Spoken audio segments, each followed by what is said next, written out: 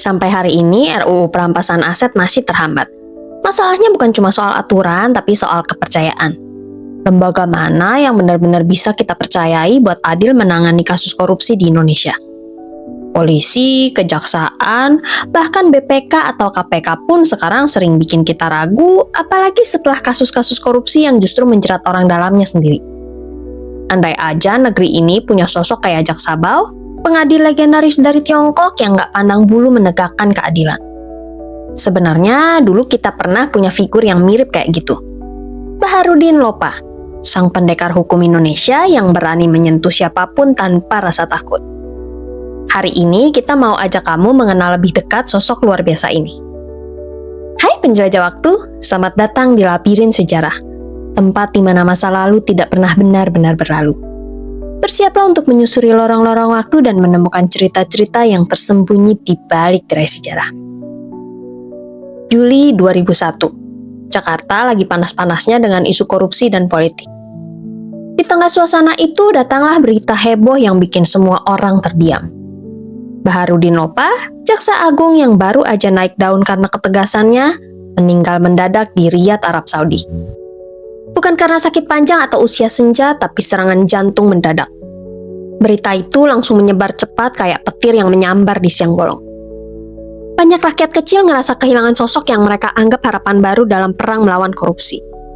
Sementara itu, di sisi lain, ada yang kelihatannya justru lega, yaitu para pejabat nakal yang sempat dibuat ciut sama keberanian Lopa. Siapa sebenarnya Baharudin Lopa? Pertanyaan itu akan jadi awal cerita kita. Cerita tentang seorang jaksa yang hidupnya sederhana, keras pada ketidakadilan, dan kepergiannya meninggalkan jejak yang jadi pertanyaan. Baharudin Lopa lahir di Pambusuang, Polewali Mandar, Sulawesi Barat, di tengah keluarga yang sederhana.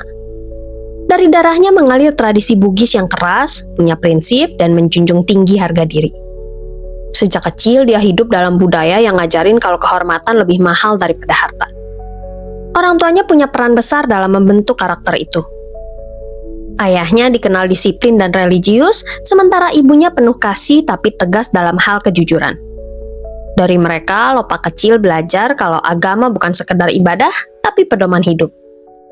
Dia diajarin buat jujur dalam hal sekecil apapun, mulai dari nggak berbohong soal uang jajan sampai berani mengakui kesalahan.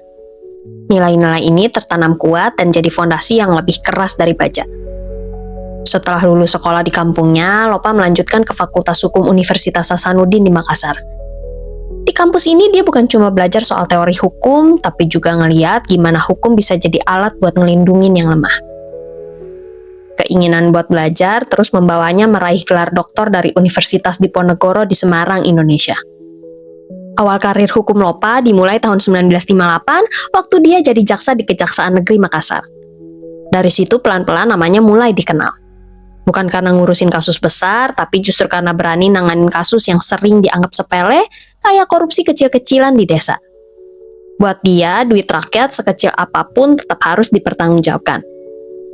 Sikapnya yang nggak pandang bulu bikin dia cepat dapat cap sebagai jaksa yang susah dikendaliin.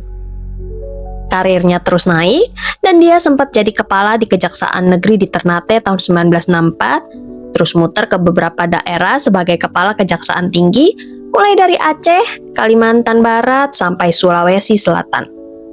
Nggak berhenti di situ, dia juga pernah dipercaya mimpin Pusat Pendidikan dan Pelatihan atau Pusdiklat Kejaksaan Agung. Di tempat ini perannya penting banget karena dia yang ngejaga biar calon-calon jaksa baru bukan cuma paham hukum, tapi juga punya integritas dan rasa kebangsaan yang kuat, persis kayak nilai yang selalu dia pegang. Tahun 1993, Lopa dipindahin jadi Dirjen Permasyarakatan di Departemen Kehakiman. Banyak yang ngelihat ini kayak cara menyingkirkan Lopa dari garis depan perang melawan korupsi karena posisinya lebih banyak ngurus penjara. Tapi justru dari sini gaya hidup lurusnya makin kelihatan. Dia nolak mobil dinas mewah dan lebih milih kendaraan biasa. Di jabatan ini, dia juga berusaha beresin sistem permasyarakatan meskipun sering kebentur sama kepentingan politik. Waktu reformasi 1998, Habibie nunjuk Lopa jadi duta besar Indonesia buat Arab Saudi. Meski statusnya udah jadi dubes, sikapnya tetap nggak berubah. Dia tetap sederhana, tetap lurus, dan tetap nggak mau fasilitas berlebihan.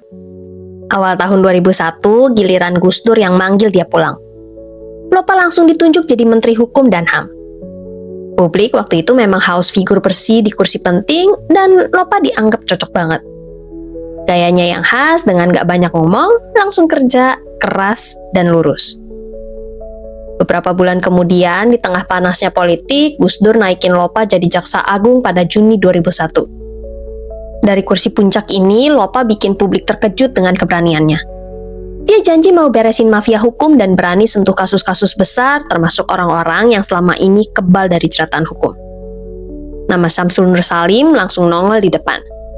Lewat banknya, yaitu Bank Dagang Nasional Indonesia atau BDNI, dia disebut-sebut nerima dana BLBI sekitar 28,8 triliun, bahkan ada yang bilang sampai 47 triliun rupiah. Masalahnya, duit talangan itu nggak semua dia pakai buat nyelamatin bank.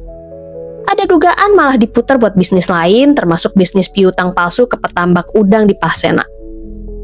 Negara akhirnya tekor gede, ditaksi rugi sampai 4,58 triliun rupiah.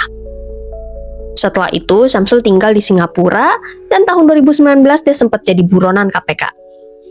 Tapi 2 tahun kemudian, di tahun 2021, KPK justru berhentiin penyidikan atau SP3 dengan alasan yang nggak cukup bukti, dan ini jadi kasus korupsi pertama dalam sejarah KPK yang dihentikan lewat SP3. Selain Syamsul, ada juga nama Prajogo Pangestu, konglomerat besar di bisnis kayu. Dia pernah disebut-sebut soal dugaan markup dana reboisasi di perusahaannya, yaitu PT Persada Musi Utama, nilainya hampir sekitar 331 miliar rupiah. Lopa tahu banget kasus-kasus kayak gini bikin rakyat tambah muak sama hukum yang kelihatan tumpul kalau ngadepin orang gede. Makanya dia tegas, nyuruh Syamsul dan nama-nama lain buat balik ke Indonesia dan ngehadepin hukum. Pesannya jelas, gak ada lagi orang yang bisa enak-enakan kabur ke luar negeri sambil bawa duit negara. Meskipun pada faktanya mereka tetap batal hadir di pengadilan karena alasan menjalani perawatan kesehatan di luar negeri. Ada juga cerita soal Bob Hasan, orang dekatnya Soeharto yang udah divonis kasus korupsi kehutanan. Dia ditahan di Cipinang, tapi buat Lopa itu masih kelewat ringan.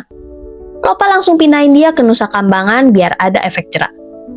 Langkah ini nunjukin kalau hukum nggak boleh cuma jadi formalitas. Yang bikin makin heboh, Lopa juga nekat buka lagi soal dugaan kasus korupsi mantan Presiden Soeharto. Bayangin aja, seorang presiden yang 30 tahun dianggap kebal hukum, berani dia sentuh. Lopa dorong biar kekayaan Soeharto yang diduga hasil KKN buat diselidiki. Walau jelas banyak tekanan, tapi Lopa mau buktiin kalau hukum nggak boleh pilih-pilih orang. Bahkan dia pernah bilang kalau Gus Dur, yaitu presiden yang nunjuk dia jadi Jaksa Agung, juga nggak bakal kebal hukum kalau terbukti salah dalam kasus Bulog atau dana Brunei. Selama 40 hari jadi Jaksa Agung, kerja Lopa kayak diburu waktu. Dia nggak cuma ngomong, tapi langsung bertindak. Hampir tiap hari ada nama besar yang dipanggil, diperiksa, sampai ditahan. Akbar Tanjung, ketua DPR waktu itu, dan Rahardi Ramelan, mantan Menteri Perindustrian sekaligus Kepala Bulog, ikut dipanggil soal kasus Bulog. Syahril Sabirin, Gubernur BI, juga dipanggil terkait kasus Bank Bali. Dari kalangan konglomerat, ada nama Syamsul Nur Salim sampai Marimutu Sinivasan yang ikut dipanggil buat tanggung jawab soal kasus BLBI. Buat publik, kayak Lopa ini bikin kaget. Sistem hukum yang biasanya lambat, tiba-tiba jadi gesit banget begitu dia yang pegang kendali. Tapi di balik gebrakan itu ada juga sisi gelapnya. Begitu Lopa berani ngulik kasus gede, pihak-pihak yang merasa terancam mulai bergerak. Tekanan pertama datang dalam bentuk politik. Begitu nama-nama besar mulai dipanggil, suara penolakan langsung terdengar dari gedung DPR dan lingkaran elit partai. Ada kelompok yang terang-terangan menekan kejaksaan supaya jangan terburu-buru dalam mengusut kasus tertentu. Dalihnya macam-macam.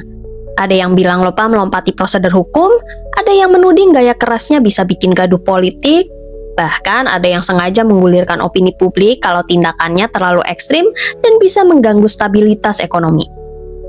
Intinya sih bukan soal prosedur benar atau enggak, tapi lebih ke usaha ngerem langkah Lopa biar nggak kebablasan nyentuh jantung kekuasaan.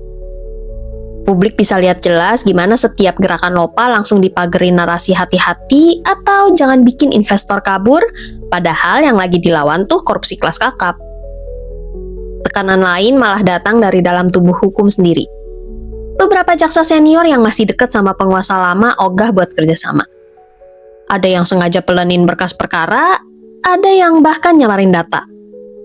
Di kasus BLBI misalnya, ada berkas yang mestinya udah bisa jalan malah ditunda-tunda dengan alasan kurang bukti padahal data BPK udah ada. Di kasus Buloget, dokumen yang dari Bulog sama yang masuk ke kejaksaan malah beda. Kelihatan banget kalau ada yang mainin berkas biar hukuman si terdakwa kelihatan lebih enteng. Kasus Bank Bali juga gitu. Bukti udah ada tapi malah ditahan-tahan sama orang dalam biar nggak cepet jalan ke pengadilan.